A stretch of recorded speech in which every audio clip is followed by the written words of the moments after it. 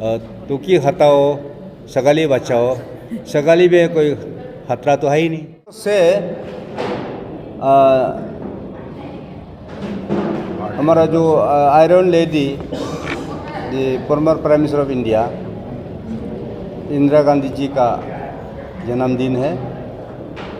हम सब यहाँ राजीव गांधी भवन ईटानगर में मनाया और इंदिरा गांधी जी को याद किया।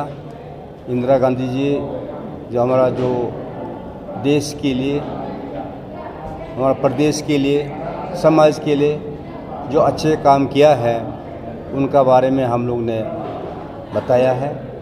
और जिस प्रकार से अरुणाचल प्रदेश आज है ये इंदिरा गांधी जी का देन है, इंदिरा गांधी जी ने दिया है। इंदिरा गांधी जी पॉलिसी का प्रोग्राम का हिसाब से देश में जो इकोनॉमी डेवलपमेंट भी आगे बढ़ा है। उनका जो 25 पॉइंट इकोनॉमिक पॉलिसी उन्होंने बनाया था वो आज भी चल रहा है। उसके वजह से इंडिया में इकोनॉमी डेवलपमेंट अच्छा से शुरुआत हुआ, उसका हम लोग याद करते हैं। और इंदिरा गांधी जी हमारा प्रदेश के लिए जिस प्रकार से यहाँ डेवलपमेंट शुरू किया उसको हम लोग आज याद किया है। और साथ ही साथ आज 2-3 डिस्ट्रिक्ट से, सिवमे डिस्ट्रिक्ट से, लोअर सुबनसिरी डिस्ट्रिक्ट से और ईस्ट कामेंग डिस्ट्रिक्ट से 100 से अधिक लोग कांग्रेस में शामिल हुआ है अलग अलग पार्टी से। तो उसका भी हम लोग ने आज स्वागत किया है। और कांग्रेस पार्टी एक बहुत बड़ा पार्टी है, बहुत पुराना पार्टी है और बहुत आम जनता का पार्टी है। ये मास बेस्ड पॉलिटिकल पार्टी है, लोग पसंद करते हैं, इसलिए लोग यहाँ कांग्रेस पार्टी में। अभी जो पुराना कांग्रेसी लोग जो हम लोग के बीच से पार्टी से लोग चला गया था कोई अनेक कारणों से, वो अभी वापस आना शुरू हुआ है और लोग भी आएंगे। और आप लोगों को कुछ पूछना है तो पूछ सकते हैं। मैंने पहले भी कहा है कांग्रेस अपना पार्टी है, आम जनता का पार्टी है और ये देश को कांग्रेस पार्टी ने बनाया, कांग्रेस पार्टी ने शुरुआत किया। कांग्रेस पार्टी ये हमारा अरुणाचल प्रदेश को भी कांग्रेस पार्टी ने बनाया। यूनियन टेरिटरी दिया, स्टेट फूड दिया, इंफ्रास्ट्रक्चर डेवलपमेंट, स्कूल, हॉस्पिटल्स और अनेक युवकों को जो एम्प्लॉयमेंट, ये सभी ने कांग्रेस पार्टी ने जब दिया था वो आज भी है, हम सब जानते हैं। और कांग्रेस सरकार यहाँ बहुत सालों से यहाँ चलाया था अरुणाचल प्रदेश में। अभी बीच में कोई लोग ने छोड़ के चला गया था, अभी वापस आ रहा है। और भी आइए जो कांग्रेस को पसंद करते हैं। कांग्रेस तो अपना ही घर है, अपना ही पार्टी है, आप सबका है। जो कांग्रेस को अच्छा पाते हैं आप ज़रूर वापस आइए और हम लोग आप सब के लिए वेलकम करेंगे और आप सब के लिए हम लोग जगह रखेंगे। मैं वही आप सबको विनती करता हूँ और मिल के कांग्रेस पार्टी को फिर से हम लोग बनाएंगे। सर, आने वाला चुनाव में कांग्रेस पार्टी उतर पाएंगे, खड़ा उतर पाएंगे? क्योंकि 25%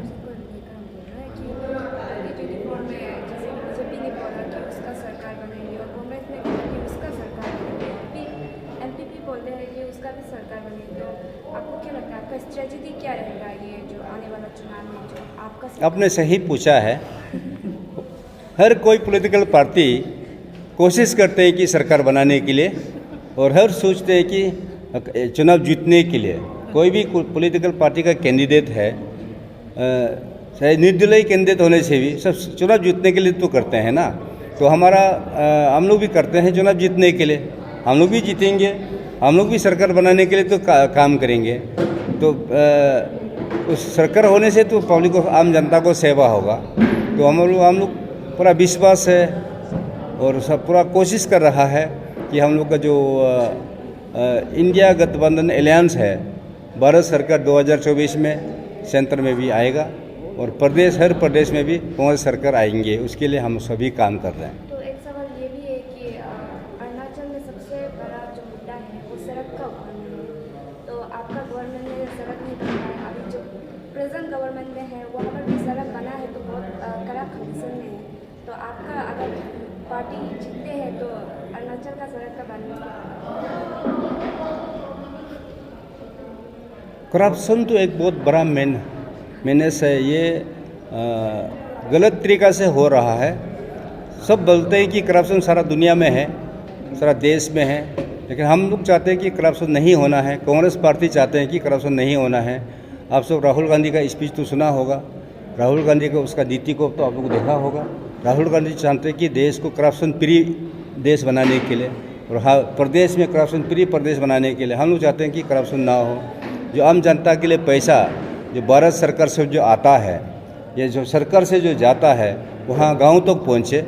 एवरी इंडिविजुअल जिसका राइट है उसका राइट को पूरा मिले, वो हम चाहते हैं। और हम लोग तो कांग्रेस सरकार आने से तो करप्शन फ्री सरकार बनाने के लिए हम उसका कमिटमेंट हम लोग देते हैं। और हमारा जो हाई कमान का हमारा जो लीडर है, जो आदेश है कि हम लोग करप्शन को रोकना है, करप्शन के लिए लड़ना है, ये हमारा कांग्रेस पार्टी हम लोग लड़ रहा है। हमारा जितना भी कांग्रेस पार्टी का ऑर्गेनाइजेशंस है, पेरेंटल ऑर्गेनाइजेशंस है, हम उसका आवाज़ उठाते हैं समय समय में। जहाँ जहाँ इस प्रकार से रिपोर्ट मिलता है हम लोग उसका आवाज़ उठाएंगे और उसका निंदा करेंगे और उसके लिए लड़ेंगे। आम जनता के लिए हम लोग रक्षा करेंगे।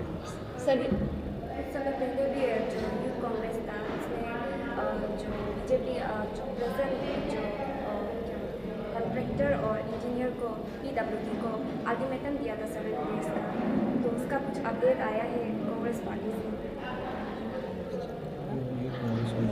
हाँ, यूथ कांग्रेस शायद कुछ आवाज़ उठाया होगा, वो यूथ कांग्रेस को मालूम होगा। अभी यूथ कांग्रेस ने जो उसका निर्णय लिया है वो यूथ कांग्रेस का काम है। वो हमारा पेरेंटल ऑर्गेनाइजेशंस है और हर ऑर्गेनाइजेशंस का अपना अपना मुद्दा होते हैं, उनका निर्णय यूथ कांग्रेस लेंगे। और हम उम्मीद करेंगे यूथ कांग्रेस जो मुद्दा उठाया है वो अच्छा से उठाए और आम जनता के लिए सुविधा लेके उठाए। लेकिन मैं भी देखा था यूथ कांग्रेस ने जो हाईवे का ख़राब का बारे में, क्योंकि वो तो आप सभी खुद ही मालूम है, मीडिया ही उसको चर्चा लेके जाना चाहिए, आवाज़ उठाना चाहिए। क्योंकि मीडिया का रोल होता है पब्लिक के लिए भी, पब्लिक का समाज के लिए भी, सब सुविधा के लिए। क्योंकि इतना तकलीफ होता होगा, इतना हाईवे को इस प्रकार से अबंधन करके रखना वो तो बहुत गलत है।